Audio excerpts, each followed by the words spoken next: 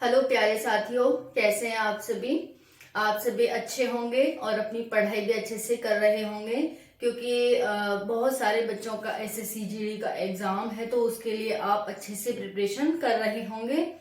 आप सभी का current affair plus static GK की रिवीजन क्लास में स्वागत है। ये क्लास एसएससी जीडी के लिए मोस्ट इम्पोर्टेंट सेशन साबित होने वाला है, क्योंकि इसमें जो इम्पोर्टेंट है लाइक आईआईटी से क्वेश्चन पूछे जाते हैं वो मिलेंगे आपको इसमें। जो पहली बार हुआ है वो मिलेगा आपको इसमें। कुछ नाम परिवर्तित किए गए हैं उसमें से आपको नाम मिलेंगे। तो काफी इंटरेस्टिंग क्लास होने वाली है आप सभी के लिए। अपनी क्लास को स्टार्ट करते हैं, देखते हैं क्या है आज क्लास में खास, जो कि एग्जाम पॉइंट ऑफ व्यू से मोस्ट इम्पोर्टेंट है। तो आप सभी को क्लास को लास्ट तक देखना होगा, ताकि आप सभी चीजों को सोच सकें, समझ सकें और एग्जाम में अच्छे से उसे कर सकें। तो स्टार्ट करते हैं। क्वेश्चन पहला है, यहाँ पर देख सकते हैं current affair plus static GK. सभी एग्जाम के लिए इंपॉर्टेंट है अभी, क्योंकि ये रिवीजन क्लास है। एसएससी जीडी के लिए है, यूपीएसआई आने वाला है उसके लिए 2023 में आएगा, उसके लिए भी क्लास इंपॉर्टेंट होगी।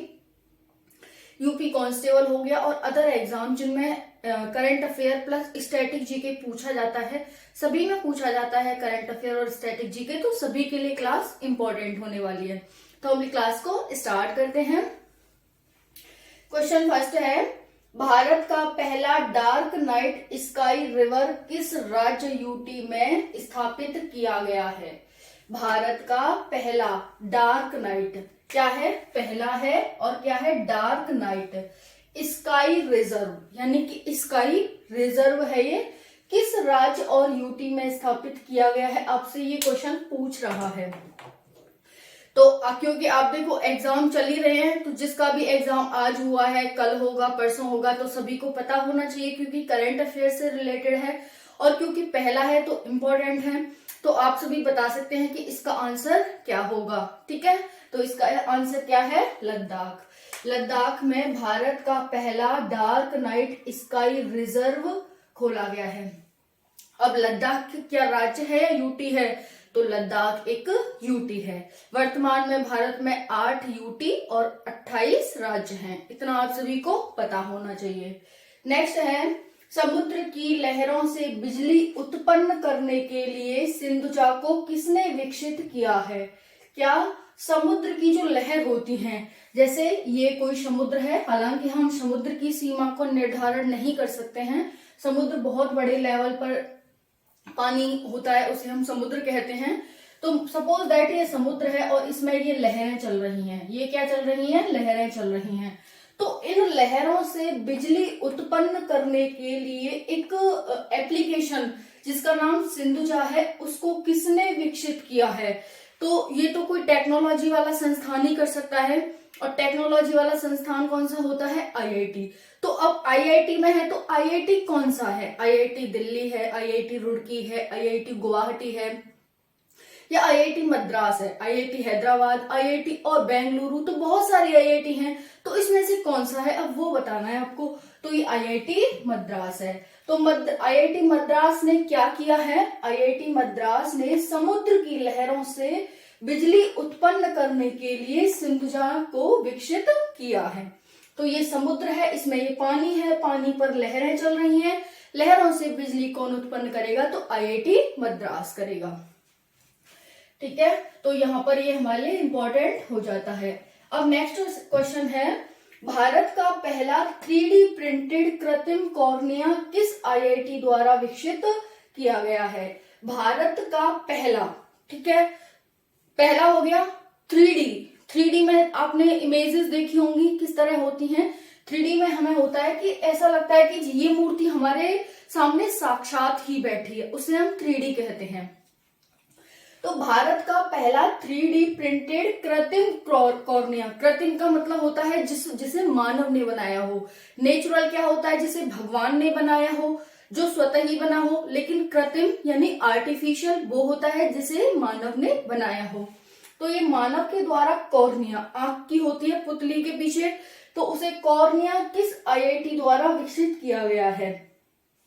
तो भारत का पहला 3D प्रिंटेड कृत्रिम कॉर्निया किस आईआईटी द्वारा विकसित किया गया है?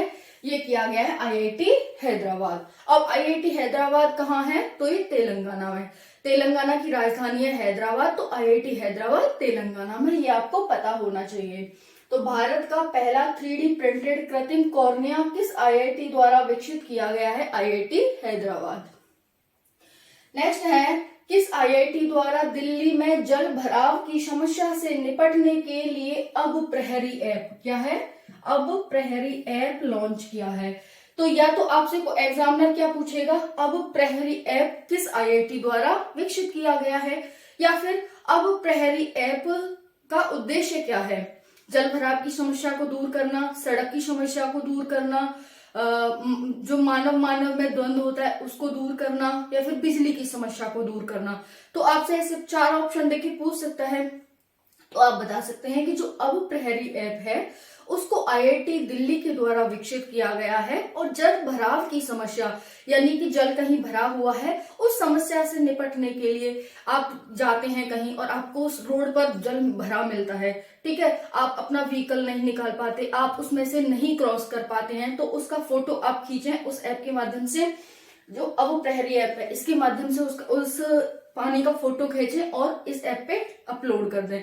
तो वो जहां पर जो हमारा जल शक्ति मंत्रालय है उसके पास पहुंच जाएगा और तुरंत कार्रवाई की जाएगी, उस पानी को वहां से जल्दी से जल्दी साफ किया जाएगा और उसे मेंटेनेंस वहां पर कर दी जाएगी। तो ये काफी इंपॉर्टेंट और अच्छा काम है कि किस आईआईटी द्वारा दिल्ली में जल भराव की समस्या से निपटने के लिए अब प्रहरी ऐप लॉन्च किया है, तो आईआईटी दिल्ली, क्योंकि दिल्ली में किया है तो दिल्ली की अपनी एक आईआईटी है, तो आईआईटी दिल्ली के द्वारा इस पर काम किया गया है। कहते हैं ना, अपनों के बारे में सबसे पहले अपने ही सोचते हैं, तो दिल्ली के बारे में तो दिल्ली आईआईटी सोचेगी, तो दिल्ली आईआईटी के द्वारा ये ऐसा काम किया गया है।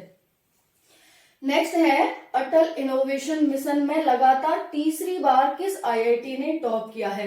ये अटल, देखो ये मैंने आईआईटी के आपको क्वेश्चन एक ही साथ दे दिए हैं ताकि आपको बिल्कुल भी कंफ्यूजन ना हो। दूसरी बात है, क्योंकि इनोवेशन और एक अच्छे काम हो रहे हैं यहाँ पर इन आईआईटी के द्वारा, तो इसलिए इंपॉर्टेंट हो जाता है।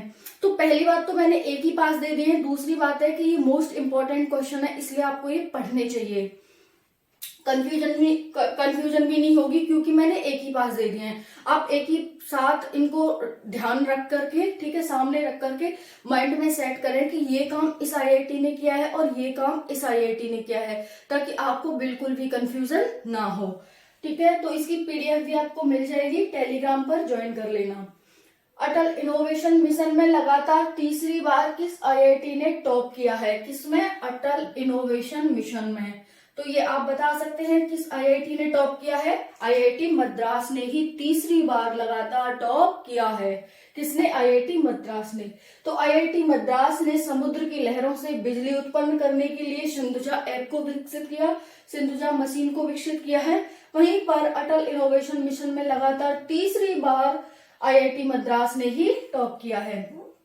तो ये काफी इंपॉर्टेंट है, आईआईटी मद्रास काफी अच्छे काम कर रहा है, आप जैसा कि देख सकते हैं। ओके, तो यहाँ पर आप सभी को ये ध्यान रखना है। नेक्स्ट क्वेश्चन है हमारा, अब देखो आईआईटी मद्रास ने और भी काम किए हैं। राष्ट्रीय बौद्धिक संपदा पुरस्कार भी 2022 इसी के द्वारा जीता गया है। राष्ट्रीय बौद्धिक संपदा पुरस्कार 2022 भी इसी के द्वारा जीता गया है, तो ये भी आप ध्यान रख सकते हैं। नेक्स्ट है, IBM international business machine quantum जीतने वाला पहला आईआईटी संस्थान आईआईटी मद्रास ही है। आपसे पूछा जा सकता है कि आईबीएम क्वांटम को किस आईआईटी द्वारा जीता गया है? कौन सी आईआईटी पहली आईआईटी बन गई है आईबीएम क्वांटम को जीतने वाली? तो आप बताएंगे आईआईटी मद्रास। एक और है, सेफ्टी टैंक सफाई के लिए, जैसे सेफ्टी टैंक होते हैं उनको, मतलब अगर उसमें कोई खराबी हो जाती है, कुछ भी उसमें प्रॉब्लम आ जाती है, तो हमें इंसान को उतारना पड़ता है, ठीक है। जो निम्न वर्ग होता है वो ये काम करता है, तो उसको हमें उसमें घुसाना पड़ता है, तो उसकी जान भी जा सकती है उससे, ठीक है। तो आईआईटी जो मद्रास है इसने इसका विकल्प ढूंढ लिया है और एक ऐसी ऐप, ऐसी मशीन विकसित की है जिससे कि वो अपने आप काम को कर देगी, हमें मानव को उसमें नहीं घुसाना पड़ेगा, ठीक है। तो ये होमोसेफ टेक्नोलॉजी को डेवलप कर लिया है आईआईटी मद्रास ने। तो ये काफी अच्छा काम है, बहुत सारे लोगों की जान चली जाती है, ठीक है। तो हमें सभी का रेस्पेक्ट करना चाहिए, ऐसा नहीं है कि वो निम्न वर्ग है तो हमें उसको ऐसे ही कुछ भी काम कराने के लिए, हालांकि वो मजबूर होते हैं काम करने के लिए, अदरवाइज कोई नहीं चाहता कि गंदगी में कोई भी काम करे। ठीक है, तो ये अच्छा, बहुत ही अच्छा काम है यहाँ पर आईआईटी के द्वारा किया गया है। तो आईआईटी मद्रास ध्यान रखेंगे, सिंधुजा एप्लीकेशन, समुद्र की लहरों से बिजली उत्पन्न करने के लिए आईआईटी मद्रास, अटल इनोवेशन मिशन में लगातार तीसरी बार टॉप आईआईटी मद्रास, राष्ट्रीय बौद्धिक संपदा पुरस्कार 2022 इसी के द्वारा जीता गया, आईबीएम क्वांटम पुरस्कार जीतने वाला भी आईआईटी संस्थान मद्रास ही है।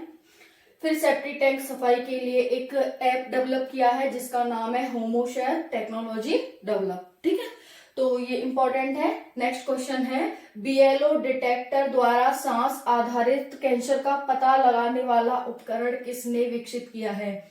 बीएलओ डिटेक्टर द्वारा सांस आधारित, जो सांस के कैंसर होते हैं उसका पता लगाने के लिए ये जो बीएलओ डिटेक्टर है वो किसके द्वारा विकसित किया गया है? बीएलओ डिटेक्टर, ये हटाओ, बीएलओ डिटेक्टर सांस आधारित कैंसर का पता लगाने वाला एक उपकरण है। इसे किसने विकसित किया है? तो इसे आईआईटी रुड़की के द्वारा विकसित किया गया है। किसके द्वारा? आईआईटी रुड़की के द्वारा।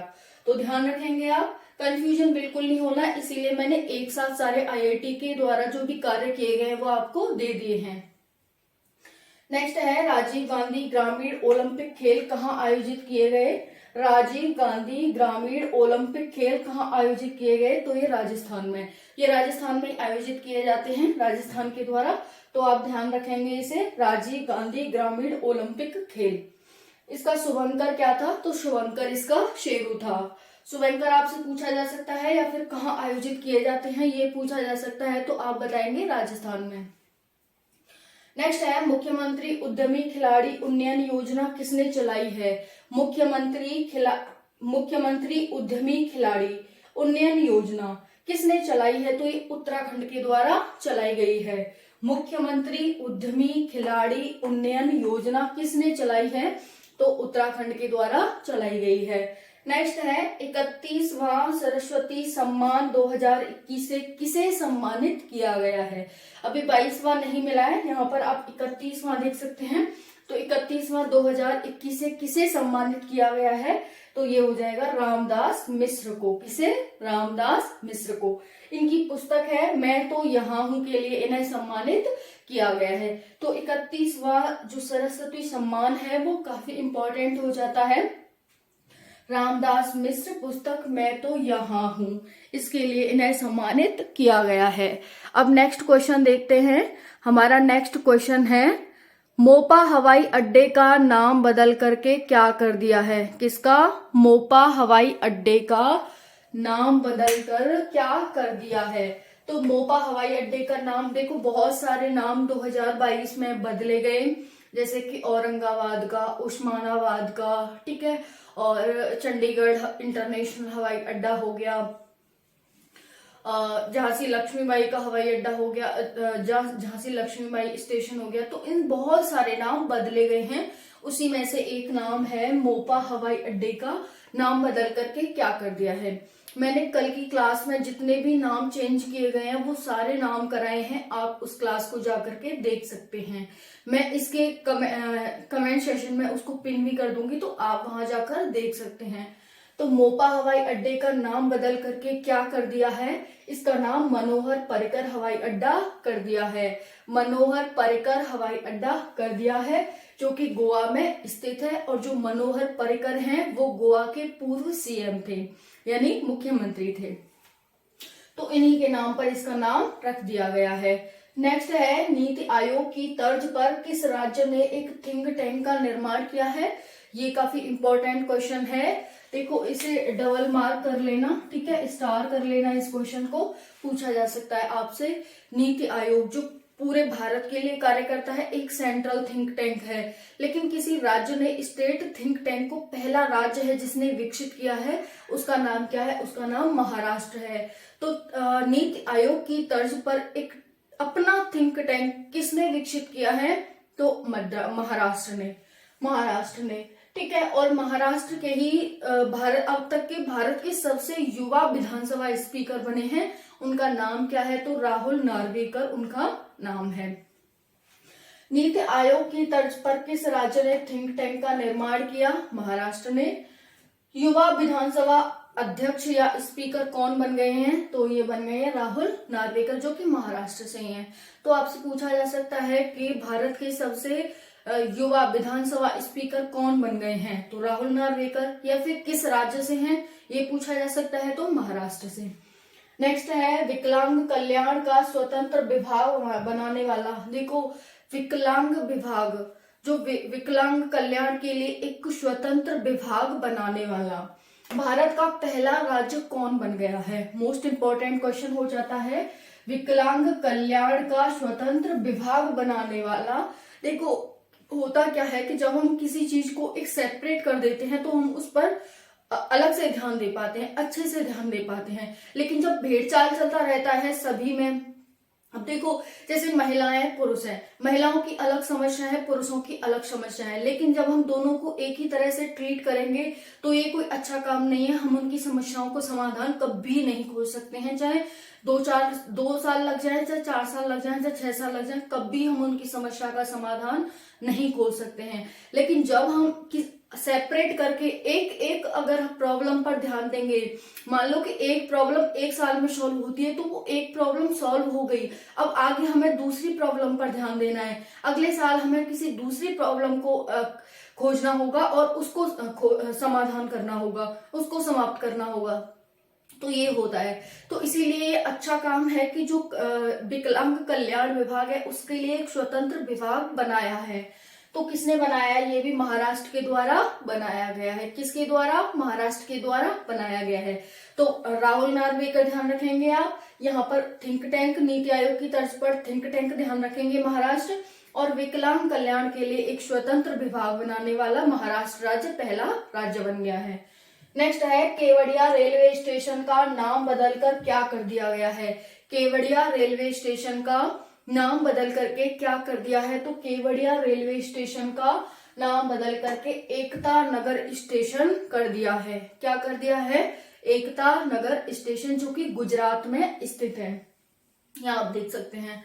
नेक्स्ट है विश्व मृदा दिवस कब मनाया जाता है? विश्व मृदा दिवस कब मनाया जाता है? ये विश्व स्तर का है, तो ये 5 दिसंबर को मनाया जाता है। और इसकी थीम क्या है? तो सॉइल वेयर फूड हाइजीन इसकी थीम है। सॉइल वेयर फूड हाइजीन इसकी थीम है इस बार की 2022 की।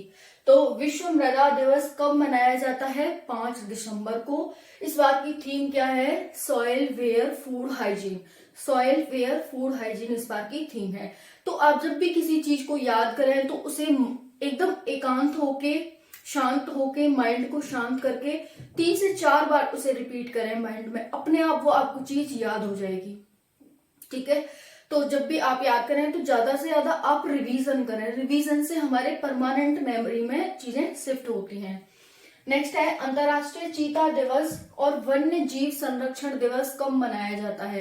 अंतर्राष्ट्रीय चीता दिवस और वन्य जीव संरक्षण दिवस कब मनाया जाता है? तो आप बताएंगे 4 दिसंबर को मनाया जाता है।